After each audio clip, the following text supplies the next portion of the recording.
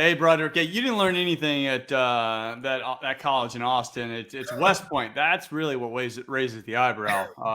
That's the badge that you really wear, right? Yeah, I mean, I definitely have a lot of affinity for my undergraduate in West Point, the military way, and a lot of my opportunities have come from that, to be sure. I talked to a lot of my classmates and a lot of buddies that are in real estate as well, and it helps. And I think the financial background I got from Texas helps out a lot as well, as far as being prepared for the opportunities that come. I almost feel like there's either from education or experience or networks, there's nothing that comes down the pipe that we can't handle. Yeah, yeah. It's all tongue in cheek. They're moving over to the SEC, so we'll get that rivalry back up again. All right, these 10 minutes, they go up quick. Yeah. How did you get your first real estate deal? And you've been doing this for a while now. I know you're doing something probably very different than when you got started, or Right. maybe not. Right. But how did you get your first real estate deal, and what did that look Yeah, and like? it's still right now. It's very much real estate, right? It's just different. It's land. It's basically the fundamental component of every real estate deal is dirt. And when I started, my first deal was actually from a friend. They had a condo for sale.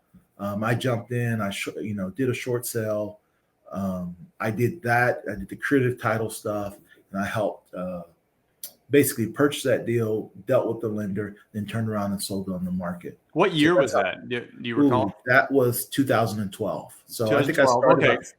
So short about the same sales, time. they're still going on, and this was a friend that had this deal, and you were like, Yes. "Hey, I think I could help out here."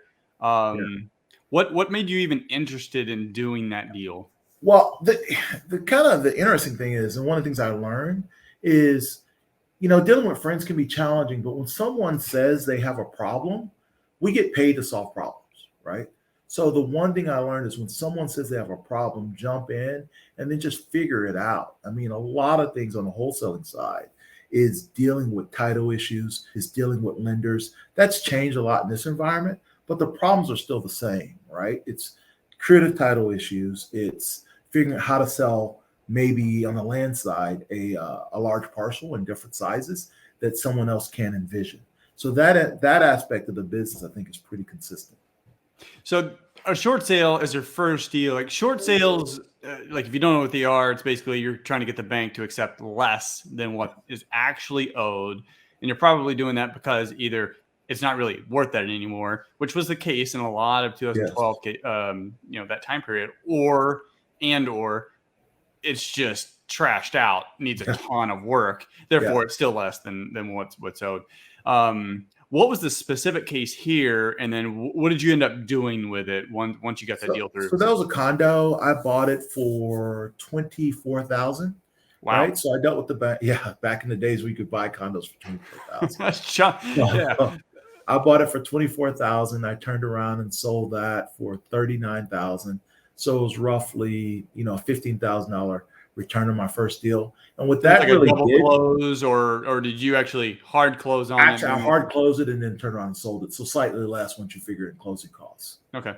I mean, but really what that did was it sparked my attention. It was like, hey, this is something that's possible. And I got to figure out how to do it on a larger scale or do it more consistently. Yeah, you So created 2 or 3 months worth of income exactly. within, a single Exactly. closing event. Yeah. Yeah, it So took some after work getting that, there, but yeah, after that, what I did was I went out and sought education. Right. So the punchline is to really grow my business was I sought education. I started networking. I started talking to people. And a lot of those relationships are the people I still call on today. I mean, at that point, a lot of us were younger in the business. We've seen a lot of people come and go. But again, I think those relationships are what have helped me kind of succeed to this day. go back to the mindset or the thoughts that you had Mhm. going into that deal, because a lot of people are afraid to do the first deal because ultimately you don't know what Yeah. you don't know, and that's understandable. But Yes. what gave you the confidence going in? Like, look, I'm going to figure this thing out, and we're going to get this That, problem solved. yeah, that's a good question, Chris. I think one of the things is, when you go to a real estate room, right, you meet people, because that preceded my first deal. I had two thoughts. One is I thought maybe arrogantly that the people in the room weren't smarter than me, right? I was like, hey, I don't think everybody collectively in this room is smart or smart. I don't think they're smarter than I am. And I said, two, they're not going to outwork me. Right. So that was the fundamental. That's those two things. They're not smarter and they're not going to outwork me. And if you think about it from a longevity thing in this business, there's a lot of high and low points. And that was my initial thoughts. Then it was just a matter of getting the resources, finding an agent that could help me with comps, right? Finding out how to talk to a bank, finding out how to negotiate, the debt side of it and figuring out what the equity side of it, and then reaching out to a realtor and saying, how do you help me move this product? But the fundamental things, I mean, it's the most basic level. It is having a high intensity and a high work rate. Yeah, I agree. So in that moment, there's chaos because you don't know what you don't know, and you're having, as you mentioned, figure it out, bring the resources, and ultimately you realize, hey, this is a problem. It can be solved.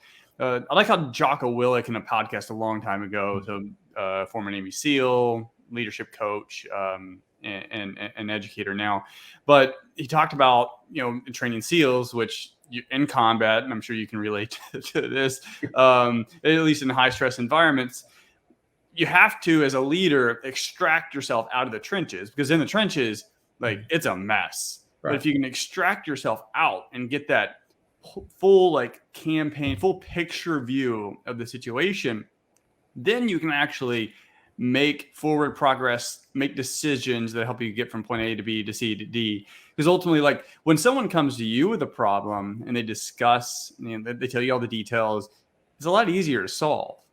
But when you're in that same problem, it's different until you can pull yourself out. So it seems like that's what you did. You were like, hey, look, one, you're an educated man.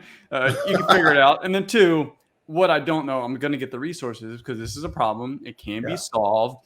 I feel like I'm wrapping up vanilla ice here. And I think, too, one of the things is it's good to have someone with a peripheral view of what's going on, because in that situation and moment, it's easy for someone to make short-term decisions that don't get you to where you want to be. Yeah. It's almost like you're navigating, right? You're going out, you're walking through the woods. You're like, hey, I think it's that way. Or I think I see mountains and a draw to my right and left, and I'm going to turn. Right. But when you have someone who's outside that situation and they can objectively look at it, they can provide you with solutions that get to the long-term path. And that's if you're distressed selling a condo. That's if I'm looking at a land deal. That's if I'm trying to do a rehab. That's the thing. It's getting that external view of what's going on. And I mean, I was doing it last night. I was doing it this morning. It's constantly figuring out where you are in a situation and what gets you to the long-term goal. And this goes in a totally different way, but just sparked my head in my head, and then we'll close out. Most of the people that you're buying these properties from refuse to make decisions. So they were in your situation where they were heading towards a problem, which you chose the problem because you want to buy the property, but they refused to make decisions. And then, or they delayed so long to where the decision now, like the options are less. Like if you know you can't pay your bills and you don't see an outcome that solving sooner in today's market, you could sell it and probably make a nice profit. But if you wait to that last minute, there's a lot fewer people that but Chris, it's not always that, right? So we have a saying in our company, and it's not original by any stretch. In the land of the blind, the one-eyed man is king, or person, right? So I buy properties on the market today, like on MLS. People are like, you can't do that. We do it, right? So it's having a vision of where you want to go, and then having the wherewithal and the fortitude and the tenacity to get there.